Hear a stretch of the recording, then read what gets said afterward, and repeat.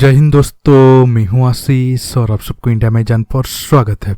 दोस्तों, जब से न्यूज आया था इंडिया तेजस स्टील के बाद भी MMR-2 टेंडर में जाएगा, तब फिर से इंडिया को फाइटर जेट के ऑफर की न्यूज ज़्यादा आने लगा है। एरो इंडिया के वक्त अमेरिका की F-15 की चर्चा सबसे ज़्यादा थी। अब स्वीडन के राजदूत भी अपने इंटरव्यू में कहा है ग्रिपेन भी MMR-2 टेंडर की रेस में है और कंपनी की कोशिश है इस टेंडर को जीतकर भारत को 114 फाइटर जेट बेचेगा। हालांकि ग्रिपेन MMR से टेंडर में भी शामिल था, लेकिन राफेल बाकी सब जेट को हराकर टेंडर को जीता था। लेकिन अब साफ कॉन्फिडेंट है इंडिया के जो रिक्वायरमेंट है उसे पूरा करके टेंडर को जीतेगा। देखिए, लास्ट 4-5 साल में इंडिया ने एयरफोर्स के लिए कई सारे नया हथियार खरीदा है। इस लिस्ट में राफेल, चिनूक, अपाचे जैसे हेलीकॉप्टर भी शामिल है। पिछले साल जैसे चीन के साथ हमारा कभी भी जंग हो सकता था, ऐसे हालात में हमारे आर्मी में जितना अच्छा हथियार रहेगा उतना देश के लिए सही है। ग्रिपेन सिंगल इंजन वाला मल्टी रोल एयरक्राफ्ट है। यह अपने साथ 7 मीटियोर मिसाइल को ले जा सकता है। ये मैक 2 स्पीड तक जा सकता है। इसमें राफेल की तरह सुपर क्रूज तकनीक भी है, मतलब बिना आफ्टर बर्नर का इस्तेमाल किए फाइटर जेट मैक 1 की ज़्यादा की स्पीड से जा सकता है। ग्रिपेन की रेंज 1500 किलोमीटर है।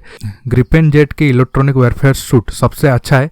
इसके साथ स्वीडन के अलावा अब ब्राजील, चेक Republic, Hungary, South Africa, Thailand और यूनाइटेड किंगडम ग्रिपेन जेट को अपने एयरफोर्स में इस्तेमाल कर रहे हैं। ग्रिपेन अपने साथ हर एक मिसाइल को लेकर जा सकता है जिसे नाटो देश अपने फाइटर जेट में इस्तेमाल करते हैं। ग्रिपेन अपने साथ AIM-9, IRIS-T, AIM-120 अमारम, meteor, Mika, AGM-65 Maverick, KUPD 350 LCM जैसे एयर टू एयर और एयर टू ग्राउंड मिसाइल को लेकर जा सकता है। इसके साथ ग्रिपेन में इंडियन मिसाइल भी लग सकता है अगर इंडिया इस जेट को आगे खरीदता है। हालांकि अब कुछ दोस्त सवाल उठा सकते हैं, हम 36 राफेल तो लिए और 83 तेजस मार्क 1A का ऑर्डर भी दिया गया है जो 2024 से इंडियन एयरफोर्स को मिलना शुरू हो जाएगा, तो हमें क्या जरूरत है 114 विदेशी जेट खरीदने के लिए।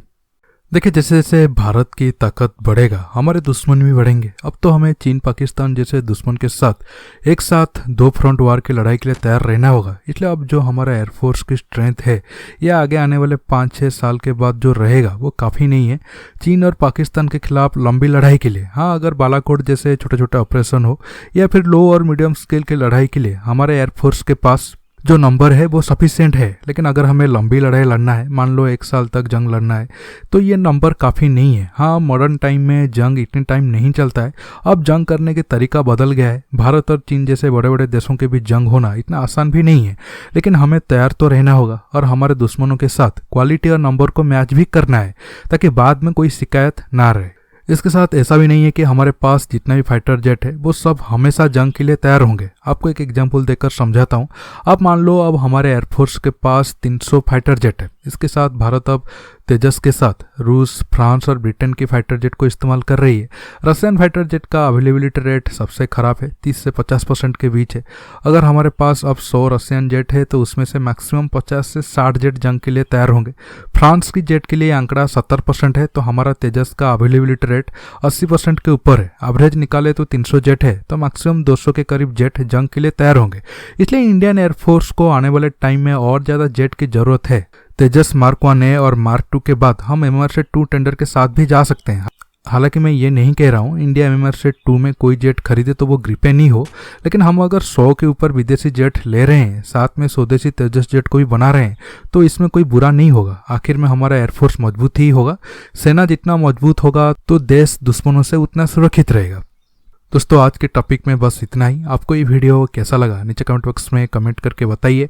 दोस्तों, ये वीडियो को ज़्यादा लाइक शेयर करने के साथ साथ आप मेरे चैनल को सब्सक्राइब करना मत भूलिए और सब्सक्राइब बटन के पास जो बेल आइकन है उसे प्रेस करिए ताकि आगे आप मेरे आने वाले वीडियो को मिस ना कर सके। दोस्तों, रहता हूँ बहुत जल्द एक न्यू टॉपिक के साथ मिलूंगा। नमस्कार, जय हिंद।